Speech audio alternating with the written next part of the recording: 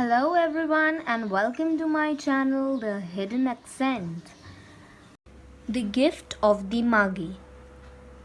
$1.87, that was all, and 60 cents of it was in pennies. Pennies saved one and two at a time by bulldozing the grocer and the vegetable man and the butcher until one's cheek burned with the silent imputation of parsimony that such close dealing implied.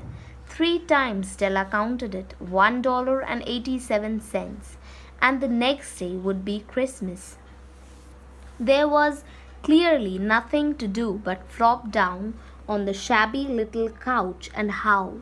So Della did it, which instigate the moral reflection that life is made up of sobs, sniffles, and smiles, with sniffles predominating. While the mistress of the home is gradually subsiding from the first stage to the second, take a look at the home, a furnished flat at $8 per week. It did not exactly beggar description, but it certainly had that word on the lookout of the Medicancy squad.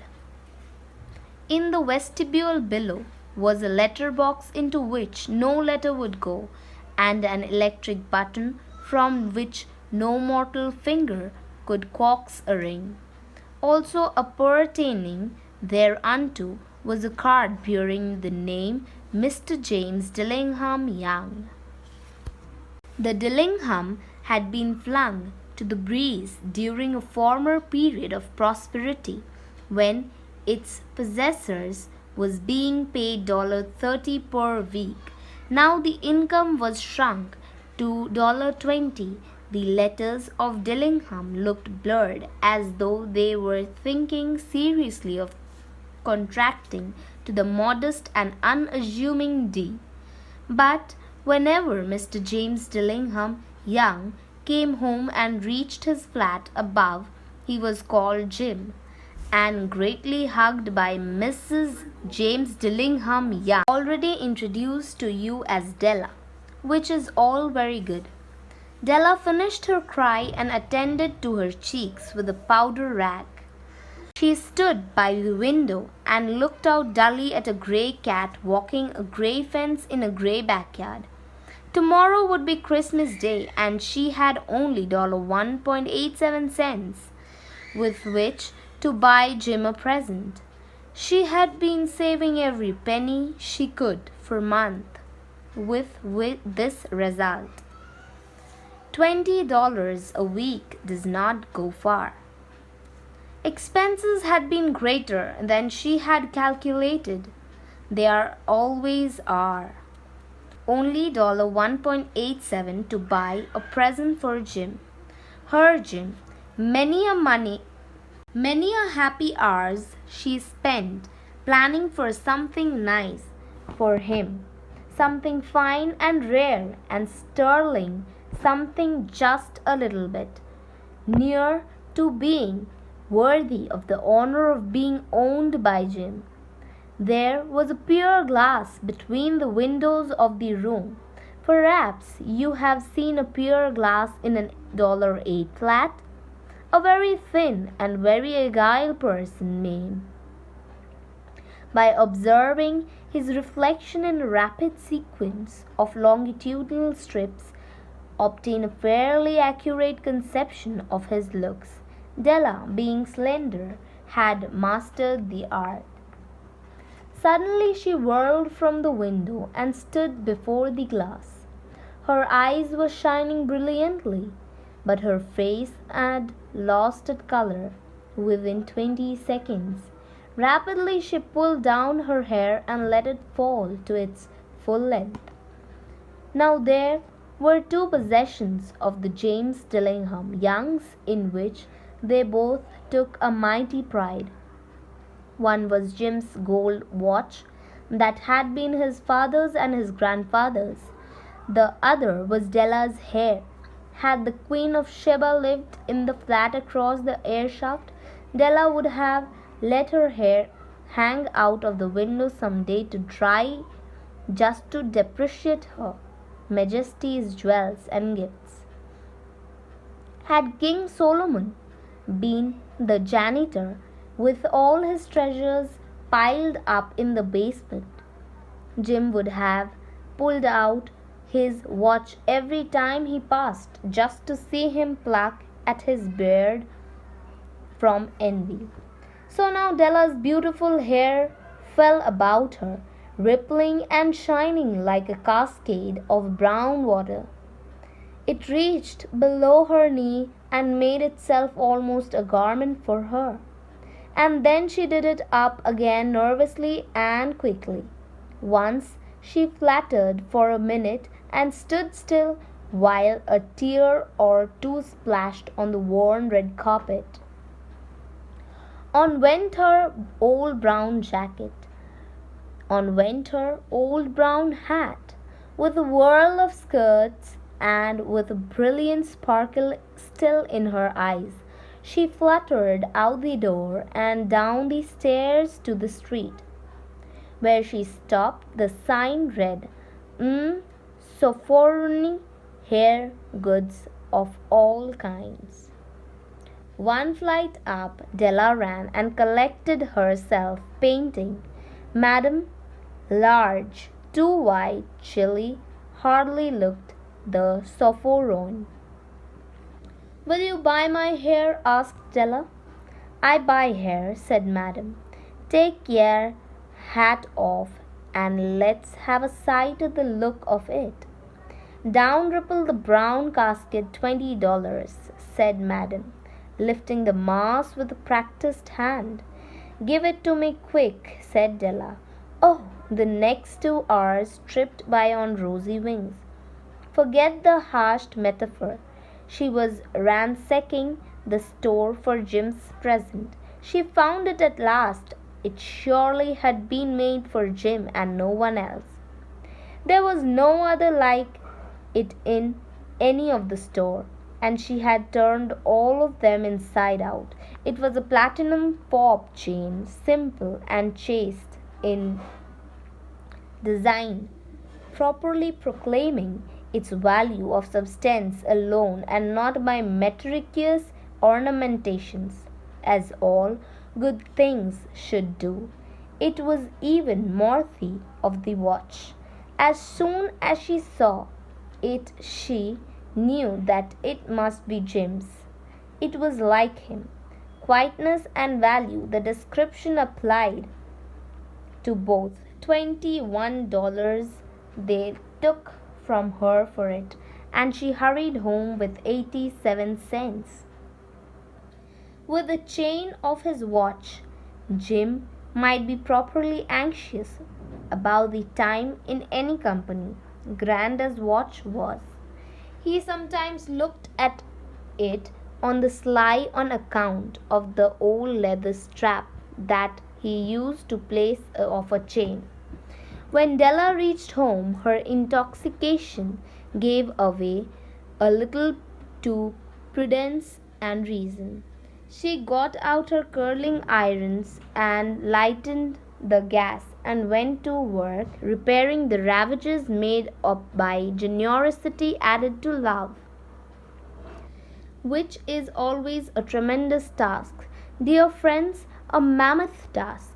Within 40 minutes, her head was covered with tiny, close lying curls that made her look wonderfully like a truant schoolboy. She looked at her reflection in the mirror long, carefully, and critically. If Jim doesn't kill me, she said to herself before he takes a second look at me, he'll say I look like a Coney Island chorus girl. But what could I do? Oh, what could I do with $1.87? At 7 o'clock, the coffee was made, and the frying pan was on the back of the stove, hot and ready to cook the chops. Jim was never late. Della doubled the fob chain in her hand and sat on the corner of the table near the door that he always entered. Then she heard his steps on the stairs, away down on the first flight, and she turned white for just a moment. She had a habit for saying little silent prayers about the simplest everyday things, and now she whispered, "Please, God, make him think that I am still pretty." The door opened and Jim stepped in and closed it. He looked thin and very serious. Poor fellow, he was only 22 and to be burdened with a family. He needed a new overcoat and he was without gloves. Jim stopped fixedly with that peculiar expression on his face. Della wriggled off the table and went for him. "Jim, darling," she cried, "don't look at me that way. I had my hair cut off and sold because I couldn't have lived through Christmas without giving you a present. It will grow again. You won't mind, will you? I just had to do it. My hair grows awfully fast. Say Merry Christmas, Jim, and let's be happy. You don't know what a beautiful, nice gift I have got for you. You have cut off your hair," asked Jim, as if he had not arrived at the patent fact yet, even after the hardest mental labor. "Cut it off and sold it," said Della. "Don't you like me just as well, anyhow? I mean, me without my hair, ain't I?" Jim looked about the room curiously. "You say your hair is gone," he said with an air almost of idiocy. "You need not look for it," said Della. "It's sold, I tell you, sold and gone too. It's Christmas Eve, boy. Be good to me, for it went for you. Maybe the hairs of my head were numbered," she went on with sudden serious sweetness, "but nobody could ever count my love for you. Shall I put the chops on, Jim?" Out of his trance, Jim seemed quickly to wake. He enfolded his Della. "For 10 seconds let us regard with discreet security some inconsequential object in the other direction. $8 a week or $1 million a year. What is the difference? A mathematician or a wit would give you the wrong answer. The Magi bought valuable gifts, but that was not among them. This dark assertion will be illuminated later on." Jim drew a package from his overcoat pocket and threw it upon the table. "Don't make any mistake, Dale," he said, "about me. I don't think there's anything in the way of haircut or a shave or a shampoo that could make me like my girl any less. But if you'll unwrap the package, you may see why you had me going a while at first." White fingers and nimble tore at the string and papers, and then an scream of joy, and then, alas, a quick feminine change to hysterical tears and wails, necessitating the immediate employment of all the comforting powers of the Lord and flat. For there lay the combs and the set of combs, side and back, that Della had worshipped long in a Broadway window. Beautiful combs, pure tortoise shell with jeweled rims, just the shade to wear in the beautiful vanished hair. They were expensive combs, she knew, and her heart had simply craved and yearned over them without the least hope of possession. And now they were hers. But the tresses that should have adorned the coveted adornments were gone. but she hugged them to her bosom, and at length she was able to look up with dim eyes and a smile and say, "My hair grows so fast, Jim." And then Della leaped up like a little signed cat and cried, "Oh, oh." Jim had not yet seen his beautiful present. She held it out to him eagerly upon her open palm. The dull precious metal seemed to flash with a reflection of her bright and ardent spirit. "Isn't it a dandy, Jim? I hunted all over town to find it. You will have to look at the time 100 times a day now. Give me your watch. I want to see how it looks on."